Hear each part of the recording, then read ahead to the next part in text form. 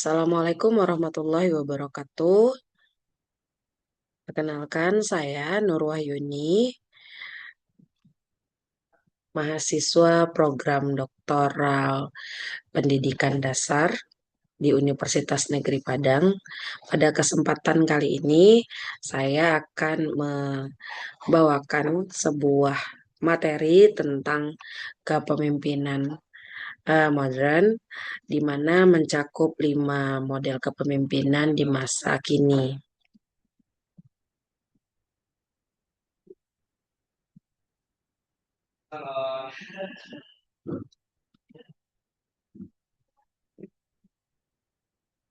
Sebelum masuk ke pembahasan, izinkan saya untuk menggambarkan alur materi pada kesempatan kali ini, di mana kita akan membahas tentang 5 model kepemimpinan.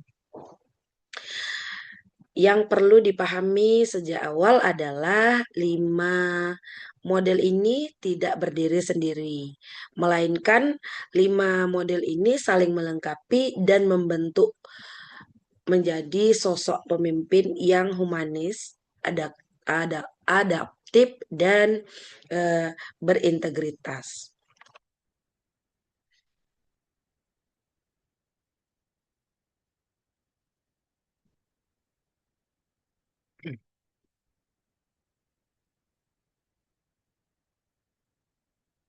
Selanjutnya, model kepemimpinan yang pertama yang akan kita bahas adalah kepemimpinan eh, servant leadership atau kepemimpinan melayani. Nah, di mana model pertama ini ada dipelopori oleh Robert. Nah, pencetus konsep ini menjelaskan bahwa seseorang leader atau servant leader adalah pemimpin yang didorong dengan dorongan utamanya untuk melayani, bukan berkuasa. Artinya, melayani bukan sekedar dari strategi, tetapi adalah identitas atau nilai inti dari seorang pemimpin tersebut. Nah, adapun ciri khasnya ialah yang pertama mengutamakan pengembangan dan kesejahteraan dari anggota timnya. Yang kedua yaitu mendorong pemberdayaan, bukan ketergantungan. Yang ketiga, mendahulukan kepentingan orang lain sebelum kepentingan dirinya sendiri. Seorang peneliti bernama Sprans kemudian mengembangkan hal ini menjadi 10 karakteristik. Di antaranya seperti mendengarkan secara aktif, kemudian berempati, mampu memulihkan hubungan yang retak, lalu memiliki kesadaran diri, dan menggunakan persuasif atau tidak dengan unsur pemaksaan. Lalu yang selanjutnya adalah mampu berpikir jauh ke depan. Dan terakhir yaitu membangun komunikasi yang solid. Nah, pada slide selanjutnya eh,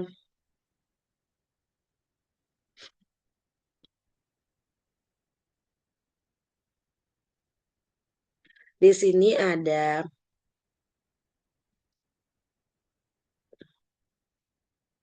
bukti empiris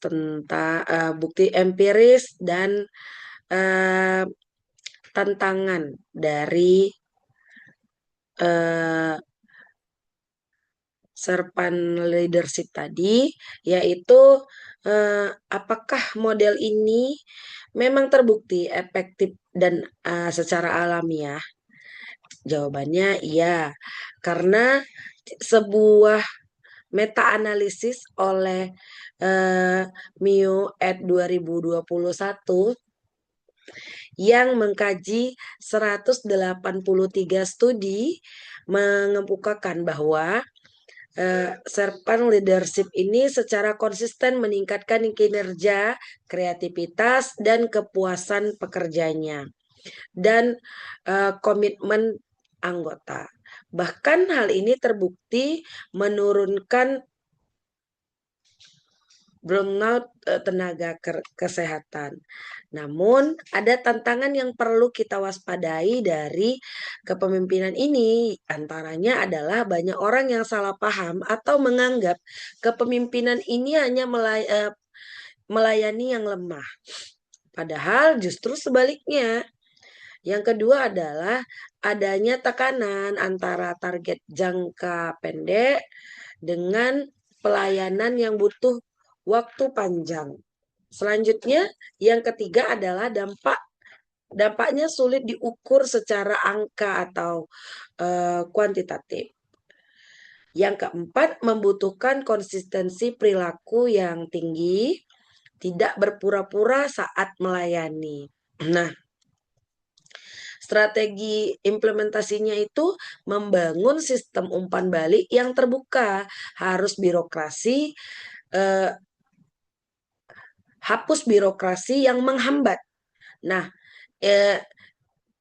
dan menginvestasikan waktu untuk coaching dan monitoring anggotanya.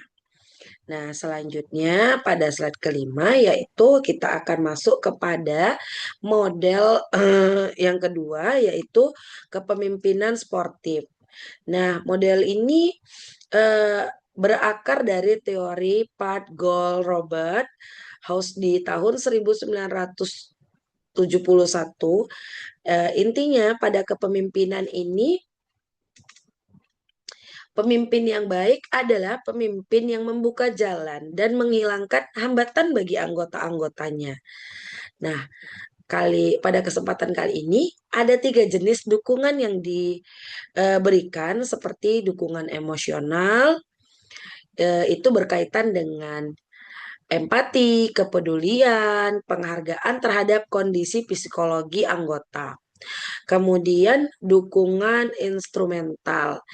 Nah, di sini berkaitan dengan menyediakan sumber daya, informasi, dan bantuan yang nyata. Selanjutnya, dukungan dan pengembangan coaching, monitoring, dan membuka kesempatan untuk bertumbuh. Nah, model ini paling efektif dalam situasi kerja yang penuh tekanan, penuh ambiguitas, dan ketika anggota sedang merasa kurang kepercayaan diri. Selanjutnya, kepemimpinan autentik. Kepemimpinan autentik ini adalah model ketiga yang kita bahas, authentic leadership, di mana kepemimpinan ini berdasarkan pada keaslian diri. Nah, Walumbawa et al. Mendefinisikan bahwa melalui 4 komponen inti. Nah, di mana diantaranya adalah kesadaran diri. Nah, di sini kepemimpinan autentik ini mengenal dirinya sendiri secara mendalam. Apakah kekuatannya, lalu apakah kelemahan dari diri sendiri, dan bagaimana untuk ia bisa mempengaruhi orang lain. Yang kedua yaitu transparansi rasional. Mereka terbuka berbagai pikiran dan perasaan secara profesional. Tidak menutup-nutupi, tapi tidak juga sembarangan. Dan yang ketiga adalah pemerkosaan seimbang. Nah, hal ini mencakup mereka menganalisis informasi secara objektif, bahkan bersedia mendengarkan pandangan yang berlawanan dengan pendapat sendiri. Yang keempat adalah perspektif moral yang internalisasi. Nah, mereka ini bertindak berdasarkan norma dari dalam diri. atau moral dari dalam diri sendiri, bukan karena tekanan dari luar. Hasilnya meta-analisis pada penelitian Wang et al. 2022 membuktikan kolerasi positif yang sangat signifikan terhadap kepuasan kerja dan komitmen organisasi di angka R sama dengan 0,38 dan kinerja itu R sama dengan 0,32 dan perilaku warga kewargaan organisasi itu per OCDB di angka 0,29. Oke, selanjutnya kepemimpinan model kepemimpinan etis. Nah, model kepemimpinan etis ini adalah kepemimpinan yang berpijak pada integrasi moral. Menurut Brown et al, leadership ini memiliki dua elemen yang tidak bisa dipisahkan. Yang pertama adalah menjadi pribadi yang baik, di mana memiliki karakter yang kuat, peduli pada sesama, tulus dengan mendalami nilai-nilai yang dianut. Kemudian menjadi manajer yang aktif.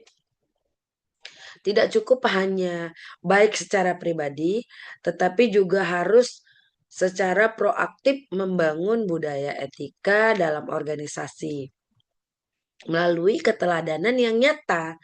Nah, penghargaan perilaku yang etis, kemudian konsekuensi bagi orang-orang yang melanggar. Nah, 5 dimensi utama dalam ethical leadership ini adalah moral personal, keadilan dalam keputusan, yang ketiga adalah kejujuran dan transparansi, selanjutnya kepedulian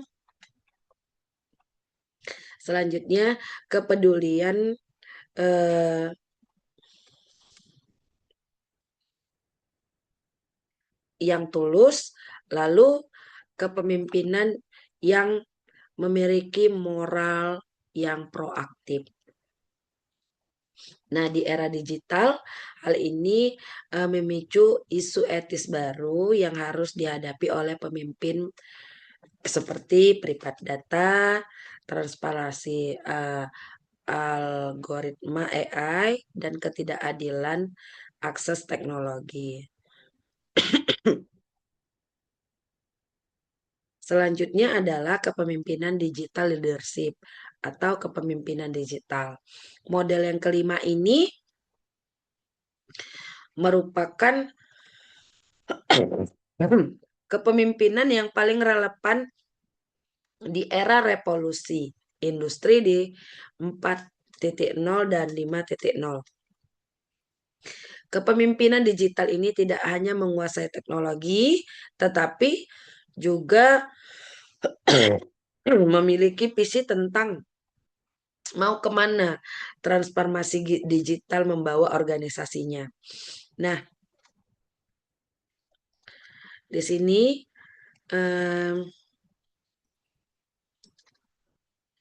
menurut Ken et al. 2021 ada 3 peran utama dalam kepemimpinan digital ini.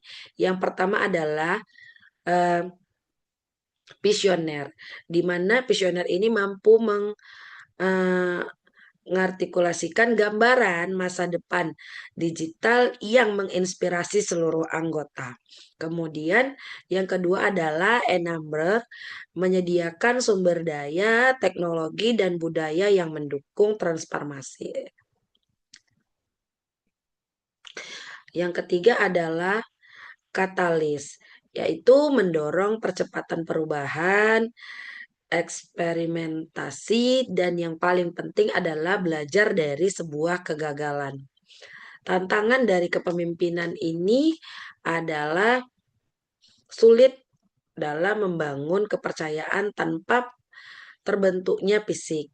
Yang kedua adalah minimnya sinyal komunikasi nonverbal. Yang ketiga adalah potensi digital eh, potensi digital fatigue dan isolasi anggota tim. Nah, solusi yang dapat diberikan adalah ketetapan ekspektasi yang jelas, ciptakan ritual tim yang mempererat kebersamaan dan eh, kembangkan kemampuan digital empati, yaitu kemampuan kepemimpinan yang menjaga koneksi emosional yang otentik meskipun interaksinya hanya berlangsung secara digital. 10 yaitu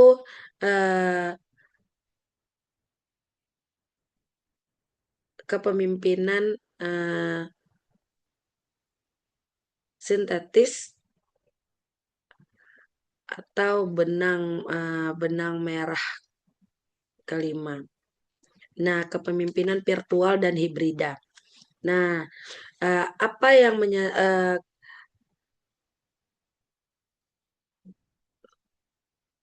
kepemimpinan ini sulit. Tantangan dari kepemimpinan ini yaitu sulit membangun kepercayaan tanpa kehadiran fisik, kemudian minimnya sinyal komunikasi verbal. Nah, strategi kepemimpinan ini adalah ketetapan eksistensi dan protokol yang jelas. Nah, benang merah dari kelima model ini adalah yang pertama nilai kemanusiaan, yang kedua adalah integrasi dan kejujuran, yang ketiga orientasi pertumbuhan, yang keempat kemampuan yang adaptif, lalu yang kelima adalah kolaborasi dan pelayanan. Kelima model ini tidak saling meniadakan, justru sebaliknya mereka saling melengkapi dan bisa diintegrasikan secara bersinergi oleh pemimpin yang efektif. Selanjutnya, kesimpulan dari materi kali ini adalah bentuk serpent leadership itu adalah melayani sebagian pondasi kepemimpinan seperti kinerja, kreativitas, komitmen untuk meningkatkan. Sportif yaitu dukungan pemimpin, kualitas kinerja, efektivitas di situasi yang penuh dengan tekanan. Lalu autentik adalah keaslian membangun kepercayaan yang kokoh dan keterkaitan kerja. Lalu etkal, integrasi moral yang mendorong perilaku etis jangka panjang. Selanjutnya digital, kompetensi digital adalah syarat mutlak untuk kepemimpinan masa kini. Baik, terima kasih. Demikianlah paparan materi saya kali ini. Saya mohon maaf jika banyak kesalahan dan memang saya kondisinya kurang sehat. Wabillahi taufiq wal hidayah. Wassalamualaikum warahmatullahi wabarakatuh. Saya Nur Wahyuni undur diri.